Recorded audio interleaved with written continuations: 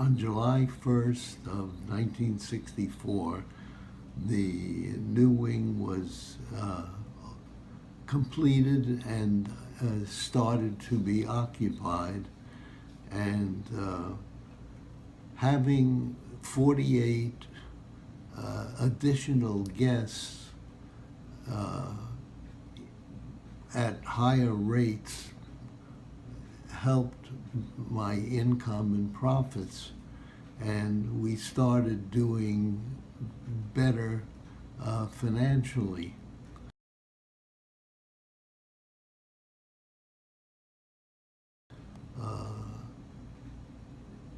The fact that I had to pay less on my first mortgage, I was able to pay out the $20,000 a year on the second mortgage, and I was considering myself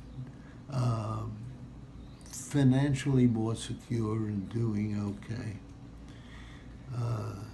However, I realized that I needed to do better, and I could do better if I filled in some of the slack periods, which were days from Sunday night to Friday afternoon on the off season, because unless I had a special weekend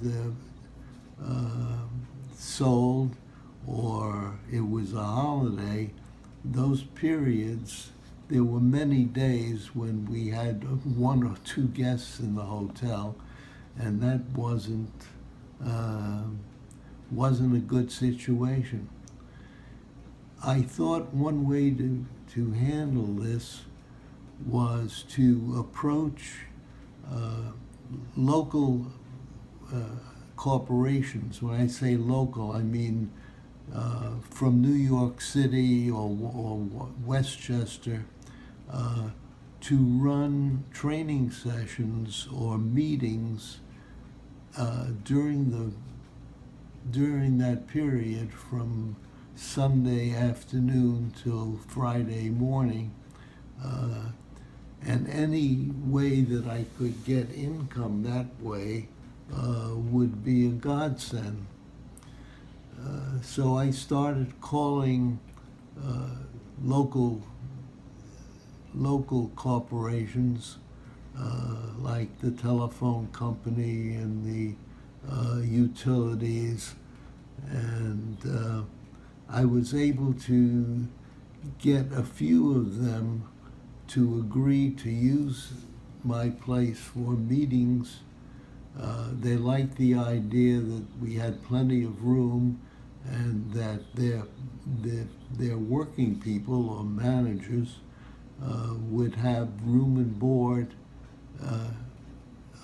that they would enjoy while the meeting was going on. So I think the first company that I got to do this was AT&T, and they had a small group of about 15 people that they wanted to have use the hotel for meetings and work and take care of work situations where they would have a quiet place and plenty of time to have the discussions and meetings that they needed. I also found out that General Electric had them educational facility.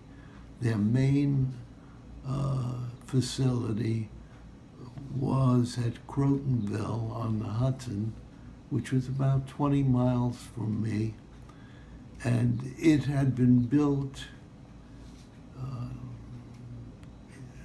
about 25 years prior to this time, and housed 100 people in, I think it was built in 4-room sections.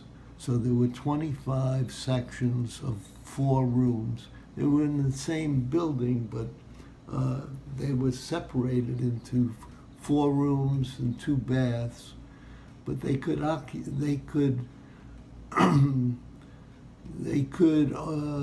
have a maximum of 100 people there for training. And when it was built, the idea they had was that they would take their top-level management. When I say top level, I mean the top, not the CO and general manager, but people right under that level, the people who really were running the company, and send them to a school or a building and where they could stay for 3 months and get the training they needed to operate their own division of the company. GE at that time had over 300,000 employees, and it made sense for them to allow people who were running smaller divisions to have more control than having everything decided by the absolute top managers. They thought that would be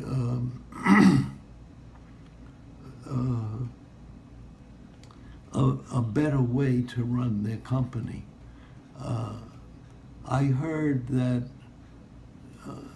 before they went to this program, that if somebody earning $12,000 a year had to get a raise or a promotion, it had to be decided by the general manager of the whole company. And when the company got so big, this became ridiculous. One man or 2 men couldn't do all of that, so they had to diversify, and that was the reason for this educational facility. They tried to, the idea of sending him to business schools like Wharton or other universities, but their programs to get a business degree would have taken 2 years, and they wanted to do it in 3 months. So they had to set up their own facility, and that's what it was, the building at Crotonville. Well, now the situation had changed so much that they needed more space than the 100 rooms they had available, and they rented local establishments like mine to run some of their programs. And so I approached GE, and after having people come to examine our place and discuss what they needed and how much space for their lecture rooms and breakout rooms and the prices involved, I got the first class to come, and that was one. They were going to run a program called a motivation workshop with about 20 participants and be there for 5 days from Sunday to Friday. And that was like found money for me because I didn't have, I would have had nothing. So I gave them a reasonable price, a good price for me and probably inexpensive for them. And we had the man running that program, his name was Bob Hopper, came and set up, had me set up the bedrooms and the meeting rooms the way that he wanted it, and it proved to be successful. So he said he would run a few more programs at my hotel whenever Crotonville was too full to occupy him. And he was running about 2 programs a month. So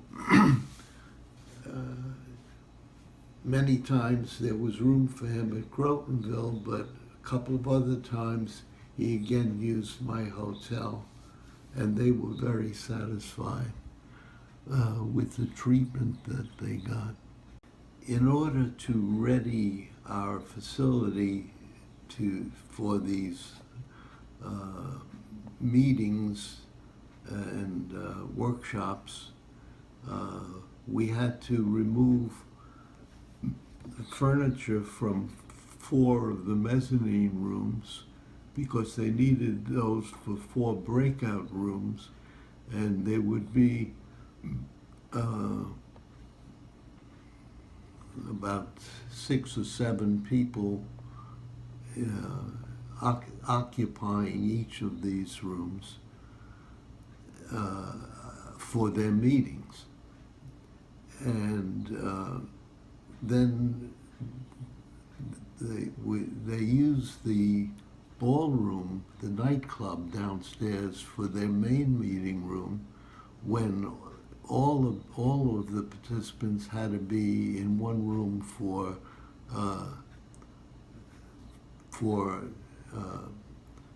the instructor who was running the meeting to give information or have a discussion with the whole group at the same time. And in the dining room, we set up round tables with 5 or 6 people to a table, and our waitresses being as used to taking care of guests in a way that was different than the impersonal way that they were treated at Crotonville.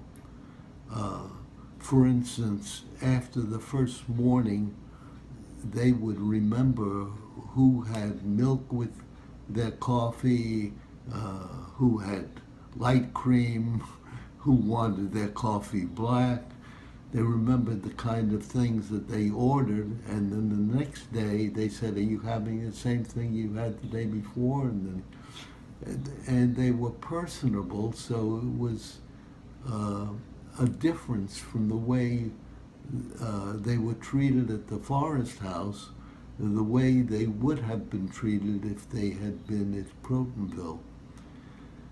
So when the reviews came at the end of the week, Forest House got very high reviews. Oh, another thing was, part of their plan was to have a cocktail hour before dinner say, I think it was from 5:30 to 6:30, and to have an open bar in the evening from 9 to 11. Well, we served them top of the line drinks and mixed drinks if they wanted it.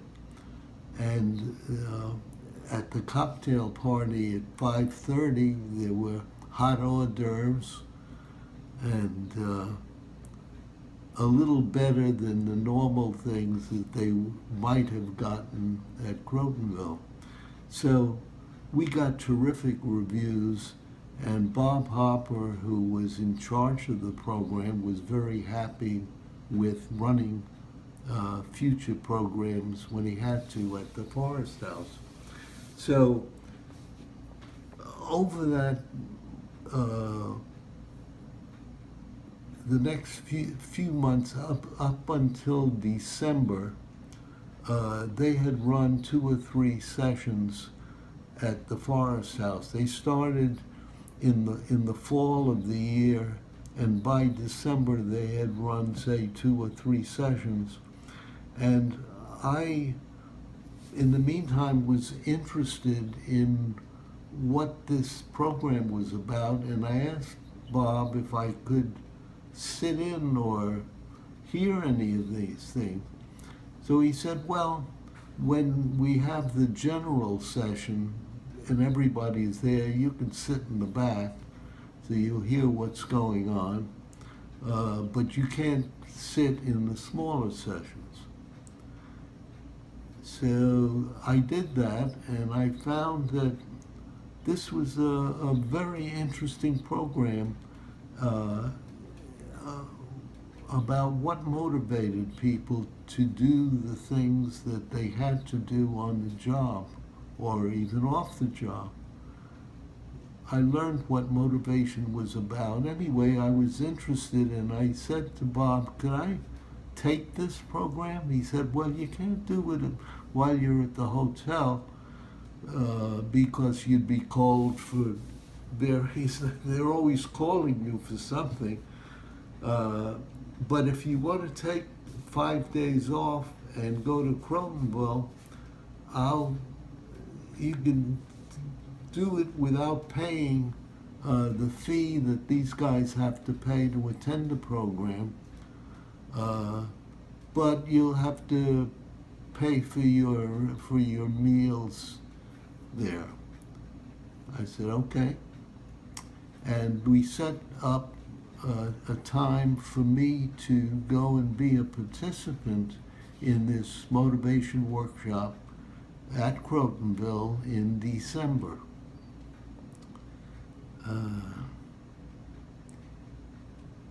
That worked out quite well because December the hotel would be empty anyway, and I enjoyed taking that program. In this first session that we had from GE with Bob Hopper was a big success, and he was very pleased, and he spread the word at Crotonville that this was a good place to use. So we started getting calls from GE about other programs that would like to be have held at our hotel. I remember one was the Power Generations group of the company. This is people who worked selling products made by GE to companies that produced electricity, like Con Edison and others of that ilk. And so they ran a program there at our place, and one of the men who was in charge of that program said, there's one thing I'd like to do. I wonder if you could help me. Do you know anybody who could train or teach or discuss with our participants how to take people out to restaurants and have them have a good time? They're going out and spending $1,000 in a fancy restaurant, and many times they are told that people didn't like it and they didn't make the sale. I said, "Gee, I don't know anybody that could do that." They said, "But how about you? You seem to, you know a lot about restaurants. You run this dining room very well, and I know that you go to fancy restaurants in New York. Why don't you think about it? And the next time we come here, maybe you could either get somebody or do it yourself." I said, "Fine." So when I had some time, I sat down and thought about what would make taking people, how do you make sure that when you take people to restaurants for business reasons, that everything goes well and that they have a good time? Well, I had learned something about this from a friend of mine, Joe Sonnenberg, who was an expert at this. He wasn't doing it for money, but he ate out in restaurants frequently, and he often took guests out, and they always had a good time. So I thought, what does he do to make sure that things work out? And I gathered enough ideas so that I could write up a program, and I had it printed out, and it was about a 15-page document that described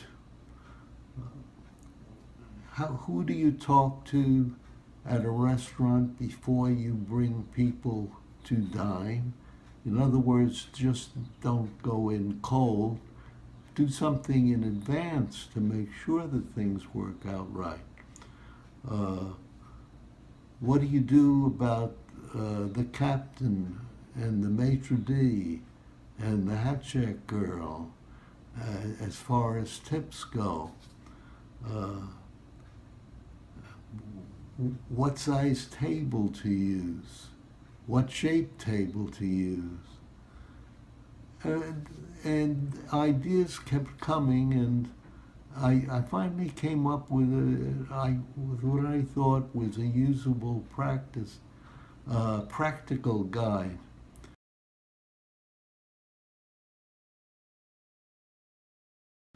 And I showed it to this man when he came back the next time, and he thought it was great. He paid me $1,000 for these forms, and had them printed up so that he could hand out one to each of the participants, and asked me to give a 1 or 2 hour session presentation and answer any questions that these people might have. I found it very interesting to do, and I enjoyed it, and the participants thought they really got some good ideas, and as a matter of fact, a couple of months after this first time, I got a letter from one of the participants from Texas, and he said that he had used the sheets that I had given him, the present, and he followed it as closely as he could, and everything worked out beautifully. So he was writing to me to tell me that this really worked. It's not just bullshit. Anyway, that was very satisfying. In addition to this group, we had another group called running a program called Management Practices course. And this was for GE workers, officers who had just got promoted, and they needed some training in how to be better managers of other people. So there was a 5-day program in which they got a start on learning how to be managers. And this was another program that they could run at the Forest House. Another program that was run at the hotel was called the Interpersonal Communication Workshop. And the leader of this program was Walt Story. He had also designed this program to replace one that GE had, but had proved to be useless. And they said to Walt Story, we're getting rid of that program. We want you to go to Esalen, among other places, and come back with a program that we can give to these people that will help them, because we have a lot of engineers that we hired, and when they did a good job, we made them managers. And when they became managers, we found that they didn't communicate well. They didn't listen, they didn't tell, and they're failing at their jobs. And we don't want to just fire them, we want to help them. So we want some program that will help them in their interpersonal communication. So Walt Story took almost a year to develop this program, but it seemed to be successful, even if it was a little bit scary to the participants. Again, I couldn't, when he ran the program at the hotel, I couldn't participate in the small groups, but he said he wanted me to hear his Wednesday night talk to the whole group, because he thought it was the most meaningful thing that he had ever done and was doing. So I went on Wednesday evening down to the nightclub where all the participants were seated, and Walt Story was up front, and he spoke for about an hour, spoke powerfully and meaningfully, and I was very impressed by his talk.